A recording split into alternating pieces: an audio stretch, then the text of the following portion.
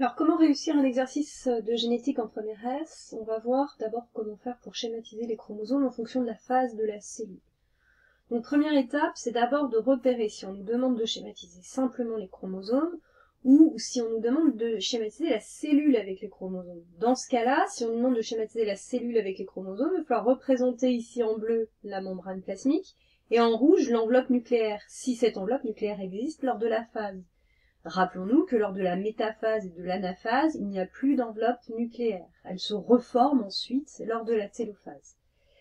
Deuxième étape, c'est de savoir si en fonction de notre phase, on va avoir un chromosome à une seule chromatide ou à deux chromatides. Puis évidemment repérer le nombre de chromosomes qu'on va nous demander de schématiser. Par exemple, si on nous demande de schématiser une cellule de type N égale 4, donc c'est une cellule où les chromosomes ne vont pas être organisés par paires, les cellules sont uniques, il y aura 4 chromosomes. C'est le cas par exemple de certaines mousses, ou même de certaines plantes, voilà, qui vont avoir qu'un seul chromosome, certaines bactéries aussi. Si on a une cellule à 2N égale 4, ça veut dire que dans ces cas-là on aura 4 chromosomes, mais qui sont organisés par paires. Donc ça c'est le cas par exemple chez l'être humain. Il y a le cas de cellules qui vont être 3N égale 6. Donc ça veut dire que les chromosomes sont par triplet en fait. Il y aura 6 chromosomes au total, mais par exemple organisés en triplet. Donc 3 chromosomes homologues. C'est le cas par exemple de certains fruits que l'on va manger. La banane que vous mangez la plupart du temps est triploïde. Il y a aussi des huîtres que l'on va manger qui sont triploïdes, c'est-à-dire 3N, etc. Et puis on peut évidemment continuer comme ça, 4N égale 8, etc. Troisième étape, on va d'abord repérer les allèles qui sont portés par les chromosomes pour chaque gène. Si les deux allèles sont identiques, alors on dit que l'individu est homozygote pour le gène considéré. Si les deux allèles sont différents, alors l'individu est hétérozygote pour le gène considéré. Ensuite, on va observer le phénotype, c'est-à-dire le caractère porté par l'individu, qui est symbolisé entre crochets, et le génotype, bien sûr, qui sont les allèles possédés par l'individu. C'est surtout le génotype d'ailleurs qui va nous intéresser. Donc ici, on a représenté pour le gène A un allèle A+, et un autre allèle A-. En fait, chaque barre ici représente un chromosome, donc c'est relativement simple à comprendre. Et puis ici, ça veut dire que vous donc bien un point virgule, c'est-à-dire que sur un autre chromosome, on va avoir un allèle B+, et un autre allèle B+. Alors ça peut s'écrire également comme ça. D'ailleurs, normalement, l'écriture, c'est celle-ci.